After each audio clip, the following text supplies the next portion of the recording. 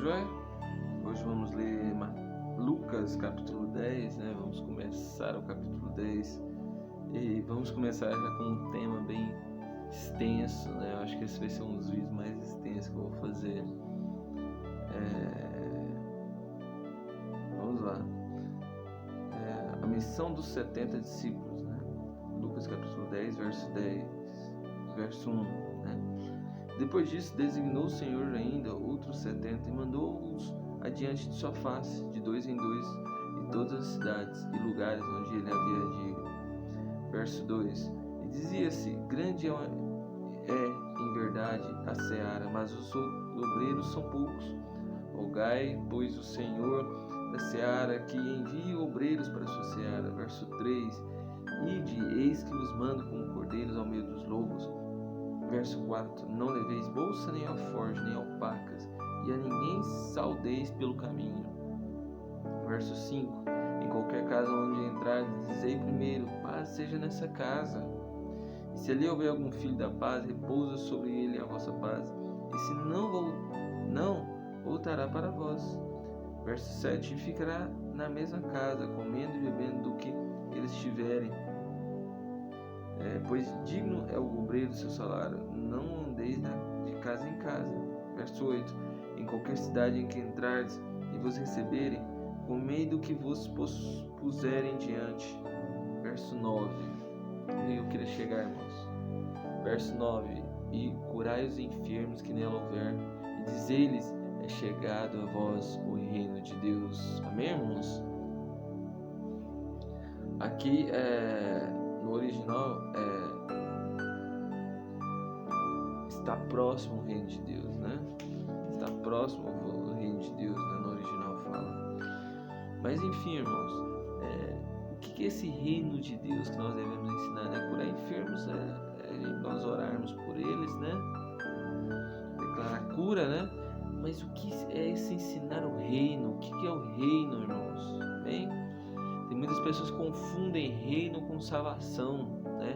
Salvação já está cumprida, Jesus já fez, né? Nós estamos salvos. Basta crer em Cristo, que Ele morreu por nós na cruz, nós somos salvos. Mas o que é o reino? Amém?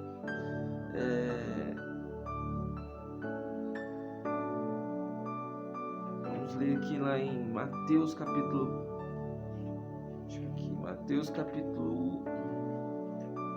5, né? Mateus capítulo 4, né? Verso 23. E percorria Jesus toda a Galileia, ensinando-nos as sinagogas e pregando o evangelho do reino e curando todas as enfermidades e moléstias entre os povos, né? Jesus fazia isso, né? Aqui está falando o evangelho do reino, para simplificar, né? No original significa as boas novas do reino, né? Ele falava, irmãos, vocês têm um reino, existe um reino de Deus, né? Mas como ter esse reino, né? Vamos analisar mais versículos, né? Lá em Mateus capítulo 7, no verso 21, fala, né? Nem todos que me dizem Senhor, Senhor, entrará no reino dos céus, mas aquele que faz a vontade do meu Pai que está nos céus, né? É todos que vão entrar nesse reino, todos que estão salvos, né? Aqui ele estava falando do Sermão do Montanha, né? Ele estava dizendo para os seus discípulos isso, né? Então existem pessoas salvas que não vão entrar no reino, né? Mas como assim, né? Como vai existir pessoas salvas que não vão entrar no reino? Lá em 2 Pedro, capítulo 2 Pedro, capítulo 1, no verso 10, ele fala: portanto, irmãos, procurai fazer cada vez mais firmes a vossa vocação e eleição, porque fazendo isso nunca jamais tropeçareis, porque assim vos será amplamente concedida a entrada no reino eterno de nosso Senhor e Salvador. Ele estava falando do reino de Deus, né? Vamos entrar no reino de Deus como, irmãos? Como nós podemos entrar? Fazendo a vontade de Deus, mas por quê? Né? Vamos voltar lá em Mateus, né? Para ficar mais simples isso, vamos contar a parábola das 10 virgens, né? Quem já ouviu as parábolas das 10 virgens, né?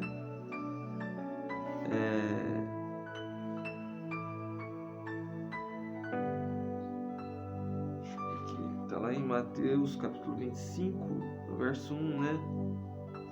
Então o rei dos céus, o reino, será semelhante a 10 virgens que, tomando as suas lâmpadas, saíram em encontro do esposo. Verso 2: 5 delas eram prudentes e 5 loucas. Verso 3: as loucas, tomando suas lâmpadas, não levaram azeite consigo, mas as prudentes levaram azeite, né, em suas vasilhas, né, com as suas lâmpadas. O que simboliza esse azeite, irmãos? Esse azeite simboliza o Espírito Santo, estar cheio do Espírito Santo, né?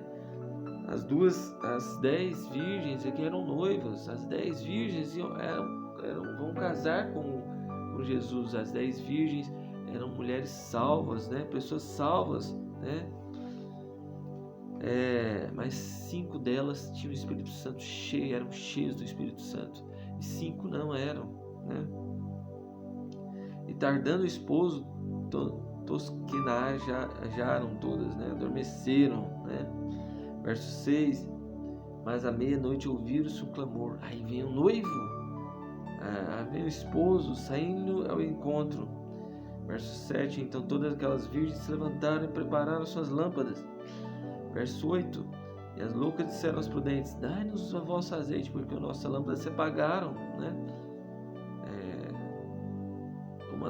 As 5 delas não tinham azeite, estavam com o azeite apagado, a lamparina apagada, né? Não podiam ir ao encontro do noivo. Como isso, irmãos? Não estavam cheios do Espírito Santo, não estavam buscando, né?